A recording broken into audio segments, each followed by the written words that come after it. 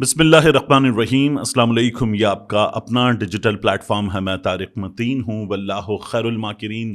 اللہ سب سے بہتر تدبیر فرمانے والا ہے، وہی بچائے گا میرے دیس کو بلاؤں سے جو بارش میں شجر سے گھونسلہ گرنے نہیں دیتا، کیونکہ اس کی تدبیر تمام تدابیر کی امام ہے۔ آج پیر کا دن اور 13 تاریخ اپریل کی میرا آپ سے آج کے دن یہ پہلا انٹریکشن، اور ڈونلڈ ٹرمپ اجاڑو شخص جو ایک بار پھر آگ لگانے کو تیار ہے، بلکہ آگ لگا بھی چکا ہے۔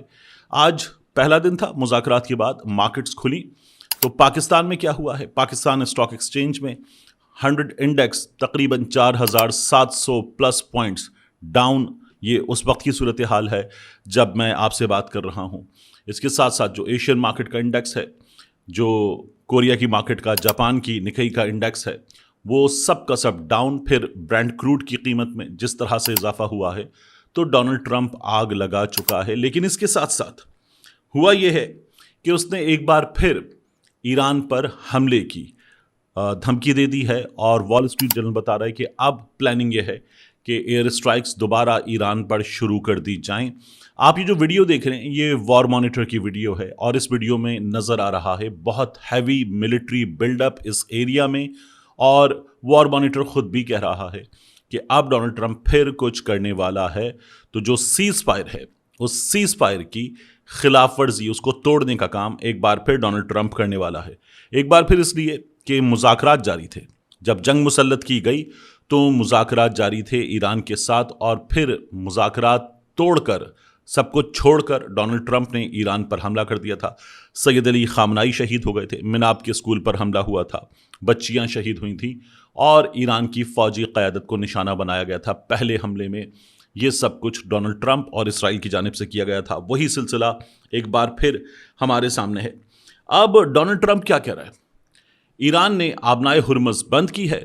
ڈونلڈ ٹرمپ یہ کہہ رہا ہے کہ وہ آبنائے ہرمز کی ناکہ بندی کرے گا، یعنی اگر آپ یہاں سے جہازوں کو نہیں گزرنے دیں گے تو ہم ایسے ناکہ بندی کریں گے کہ آپ کی سائڈ کا پورا ایریا بند کر دیں گے، اور آپ کی سائڈ کے جو پورٹس ہیں وہاں سے کوئی بھی جہاز تیل لے کر نکلے یہ ممکن نہیں ہوگا، آپ دنیا کو تیل نہیں بیچ سکیں گے۔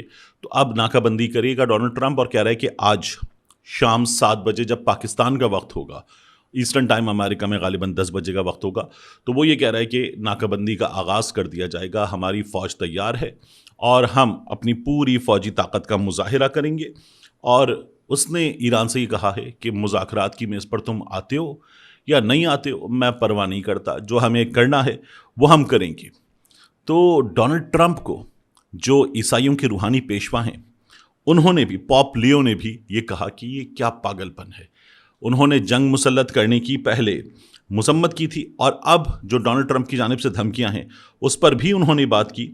تو ٹرمپ اس قدر پاگل ہو چکا ہے کہ یہ ان کو بھی، اپنے روحانی پیشوا کو بھی نشانہ بنا رہا ہے، اور ٹرمپ نے جنگ بندی کا مطالبہ کرنے پر پوپ لیو کو جرائم پسند شخص قرار دے دیا ہے۔ یہ اندازہ کریں کہ اپنے پوپ کو کہہ رہا ہے کہ یہ جرائم پسند شخص ہے، اور کہہ رہا ہے کہ ہمیں ایسا پوپ پسند نہیں ہے جو یہ کہے کہ ہمارے شہروں میں جرائم قابل قبول ہیں۔ پھر وہ کہتا ہے کہ انہوں نے ہمیں نشانہ بنایا ہے، ہمیں ایسا پوپ پسند نہیں جو کہے کہ جوہری ہتھیار رکھنا ٹھیک ہے۔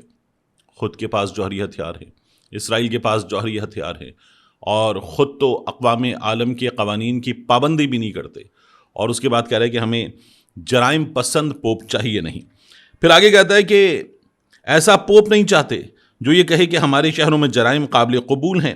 پوپ لیو ایک بہت لبرل سوچ رکھنے والا شخص ہے، وہ ایسا شخص ہے جو یہ نہیں سمجھتا کہ ہمیں کسی ایسے ملک کے ساتھ تعلق نہیں رکھنا چاہیے جو جوہری ہتھیار حاصل کرنا چاہتا ہو تاکہ دنیا کو تباہ کر سکے۔ پھر وہ کہتا ہے کہ میں ان کا فین نہیں ہوں، میں انہیں لائک نہیں کرتا۔ ڈونلڈ ٹرمپ یہ بتا رہا ہے۔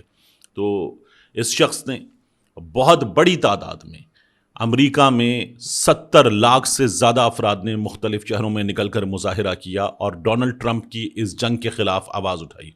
اب ڈونلڈ ٹرمپ جو کر رہا ہے اس کے نتیجے میں اس کے مخالفین کی تعداد اور بڑھے گی۔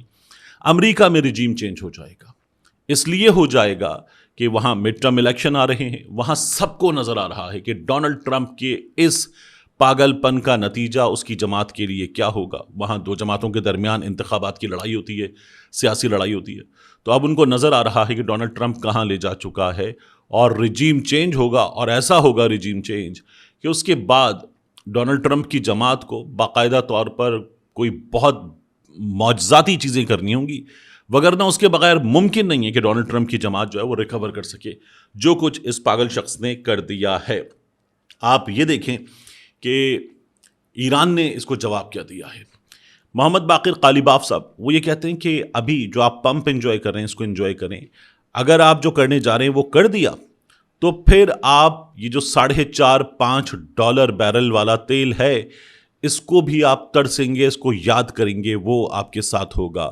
یہ اس وقت ایران کی جانب سے اس کو جواب دیا جا رہا ہے. یہاں اب صورتحال یہ ہے کہ وال اسٹریٹ جرنل یہ بتا رہا ہے کہ ڈونلڈ ٹرمپ اور اس کے مشیر اس بات پر غور کر رہے ہیں کہ امن مذاکرات ختم ہو گئے, ایران کے خلاف محدود فوجی حملے دوبارہ شروع کر دیے جائیں اور آبنائے ہرمز کی ناکہ بندی برقرار رکھی جائے, اور اس قدم کو امن مذاکرات میں تعطل ختم کرنے کے طریقہ کار کے طور پر دیکھا جا رہا ہے کہ ہم ایران کو ٹائٹ کریں گے, چوک کریں گے اور ایران کو واپس مذاکرات کی میز پر لے کر آئیں گے.